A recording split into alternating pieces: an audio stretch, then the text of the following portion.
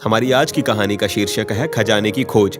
एक गांव में रामलाल नाम का एक किसान अपनी पत्नी और 4 लड़कों के साथ रहता था। रामलाल खेतों में मेहनत करके अपने परिवार का पेट पालता था, लेकिन उसके चारों लड़के आलसी थे, जो गांव में वैसे ही इधर उधर घूमते रहते थे। एक दिन रामलाल ने अपनी पत्नी से कहा कि अभी तो मैं खेतों में काम कर रहा हूँ, लेकिन मेरे बाद इन लड़कों का क्या होगा? इन्होंने तो कभी मेहनत ही नहीं करी, ये तो कभी खेत में भी नहीं गए। रामलाल की पत्नी ने कहा कि धीरे धीरे ये भी काम करने लग जाएंगे।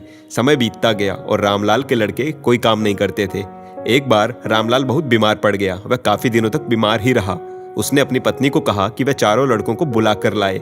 उसकी पत्नी चारों लड़कों को बुलाकर लाई। रामलाल ने कहा, लगता है कि अब मैं ज्यादा दिनों तक जिंदा नहीं रहूंगा। रामलाल को चिंता थी कि उसके जाने के बाद उसके बेटों का क्या होगा, इसलिए उसने अपने बेटों से कहा कि मैंने अपने जीवन में जो कुछ भी कमाया है वह खजाना अपने खेतों के नीचे दबा रखा है। मेरे बाद उसमें से खजाना निकालकर आपस में बांट लेना। यह बात सुनकर चारों लड़के खुश हो गए। कुछ समय बाद रामलाल की मृत्यु हो गई। रामलाल की मृत्यु के कुछ दिनों बाद उसके लड़के खेत में दबा खजाना निकालने गए। उन्होंने सुबह से लेकर शाम तक सारा खेत खोद दिया, लेकिन उनको कोई भी खजाना नजर नहीं आया। लड़के घर आकर अपनी माँ से बोले कि माँ, पिताजी ने हमसे झूठ बोला था, उस खेत में हमें कोई खजाना नहीं मिला। उसकी माँ ने बताया कि तुम्हारे पिताजी ने जीवन में यही घर और खेत ही कमाया है, लेकिन अब तुमने खेत खोद ही दिया है तो उसमें बीज भी बो दो। इसके बाद लड़कों ने बीज बोए और माँ के कहे अनुसार उसमें पानी देते गए।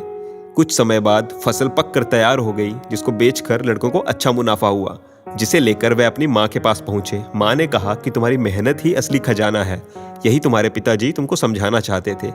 इस कहानी से हमें यह शिक्षा मिलती है, हमें आलस्य को त्याग कर मेहनत करनी चाहिए। मेहनत ही इंसान की असली दौलत है।